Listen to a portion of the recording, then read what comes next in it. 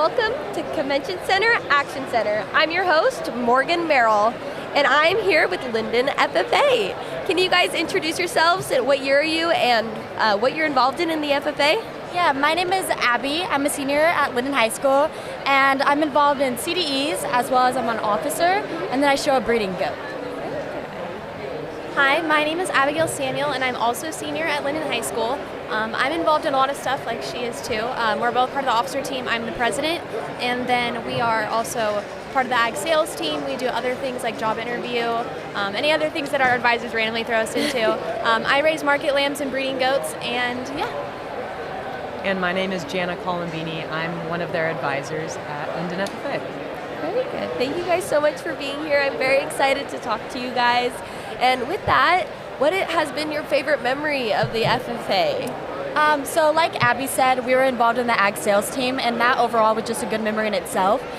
So we were able to win state for ag sales, which advanced us to nationals, and through nationals we placed third as a team. So that was a huge accomplishment for us, and it gave us a lot of memories. So. That's so fun. I definitely, like Abby also said, ag sales is definitely one of those memories that you'll never forget. But I think just like the bonds and the relationships that I've built through FFA are very important to me. I know a lot of the things that I've done I'll just carry with me for the rest of my life. So just the organization itself is just really impacted me, and that's definitely going to go on with me into the next chapter. Absolutely. Yeah, I mean, being their teacher is just the best memory right there. But no, just being able to spend time with kids outside of the classroom, get to know them, and then help them get to that next point. You know, we're at the point right now where students are finding out what colleges they're going to be going to, or like that next step. And so being able to see their success and, you know, kind of knowing that you helped kind of guide them and push them there, it's really cool. That's amazing. I love how community-oriented you guys are. It's a family in the FFA, and everything intertwined. So exactly. Whether traveling to a competition or across the country for a competition, to seeing your team grow and your students grow, definitely. So with that, within the FFA, there's so many different things that you guys are doing in teams, CDEs and LDEs. So how has FFA allowed you to build your leadership skills?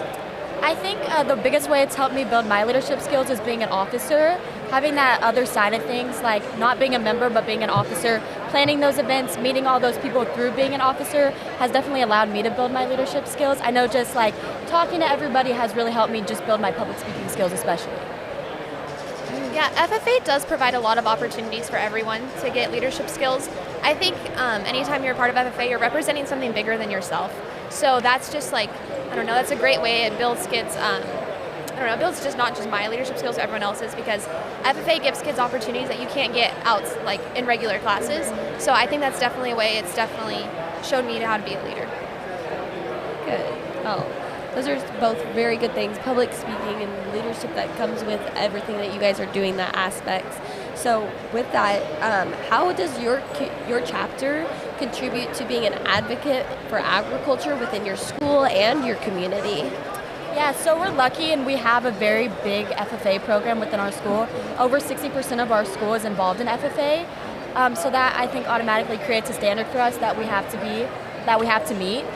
Within that, I know this year we've kind of really upped our game in that sense.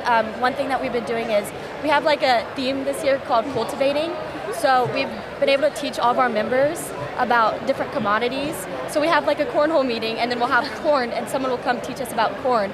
We have an apple meeting, and we'll have somebody come out and teach us about apples. And within that, that's our community members that are coming out and talking to us. So we're strengthening those bonds between community and our students, but also giving them a chance to advance their knowledge in a different way and in a fun way. I really like that. Yeah. That's so cool. Mm-hmm. What other ways have you guys advocated for agriculture within your school?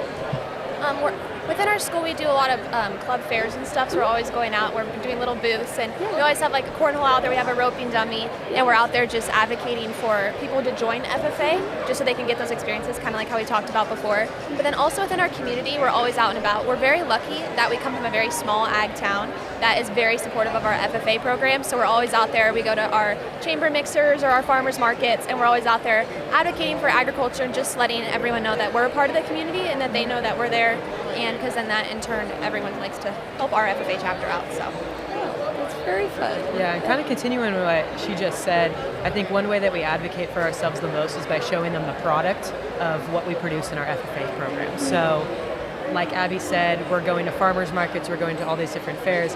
Our students are there, they're showing the product of their toil, if you will. So they're showing just, how FFA can change lives, and in turn that proves the importance of our program, not only for our school, but for our community. So it's just kind of showing that end product. Yeah, that's really cool. I'm glad you guys are able to make that relationship with community members, fellow industry professionals, and the ag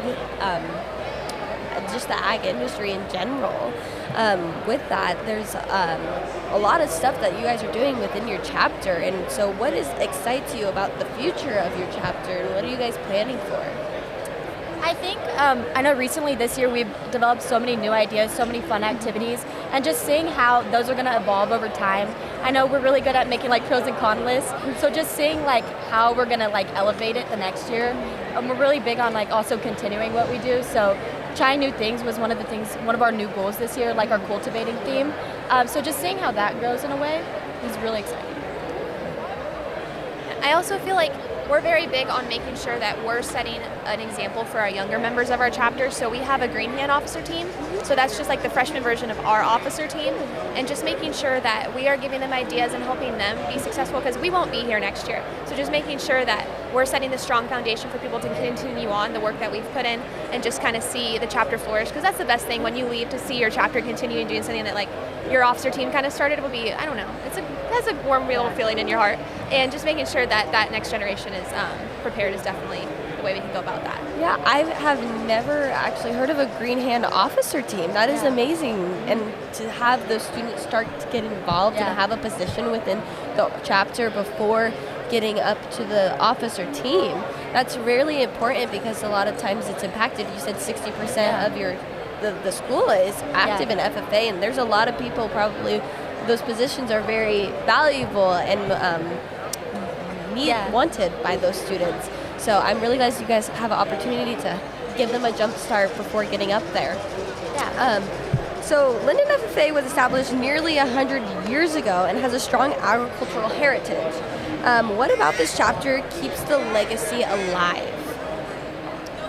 I would say that our students play a huge role in that, and then our alumni.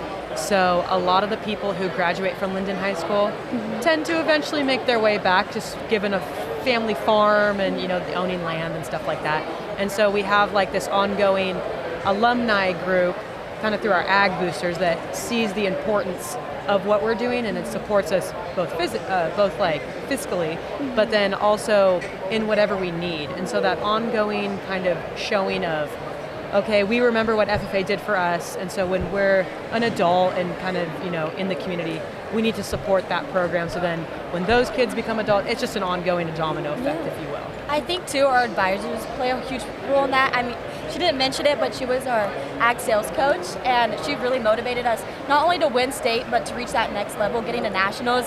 We kind of were like, okay, we're just going to go to nationals, but then we started practicing, and we're like, no, we're not going to go to nationals, we're going to do the whole thing. And I think she and all the other advisors as well really motivated us in that sense. So you mentioned that your ag sales team, yes, you guys have won nationals. We placed third at nationals. Third in nationals, and you won state twice, right? Or yes, this is our second year. This is your second year. That's an amazing accomplishment. So how did you manage the success? What is the key that you guys have formulated? I think one of the biggest things that really helped contribute to this is that we all are so close with each other. It truly makes a team if you guys get along. That really made a difference. And then also our practice schedules. We practiced as much as we could, as many hours as possible, and just really having that dedication and motivation to get to the next level really helped. I definitely think, like Abby said, our team, we're all really close friends. It's us two, and then two of our other really close friends, and then another one. And we just we liked going to practice. We knew our goal was to win state, and so we knew we had to put in the hours. We had weekend Sunday practices. We had for 3 hours, and then we would go after school. We would go after, if we had something after school, we'd go after that. So there was always a level of dedication we all knew we wanted to win. So then we all kind of worked together, and it was just a wonderful memory because now we all want to go into some type of either an ag business or an ag communications field or for ag sales. So it's just really, we all wanted that drive and that passion for it, and it was a great memory and something we will always hold on to very close. That's amazing. I love that how much your chapter has built a community, that foundation that you guys have, the support in your community, that domino effect you were talking about. So that's such a strong foundation for your guys' future endeavors, and I'm very glad that I got to speak with you guys today. It sounds like you guys are going places, and I'm so excited to hear what you guys have next. So thank you for joining us today, and thank you for being here, and have a great conference. Thank you for having us. Thank you. Of course. This is the Convention Center Action Center. I'm your host, Morgan Merrill. We'll see you next time.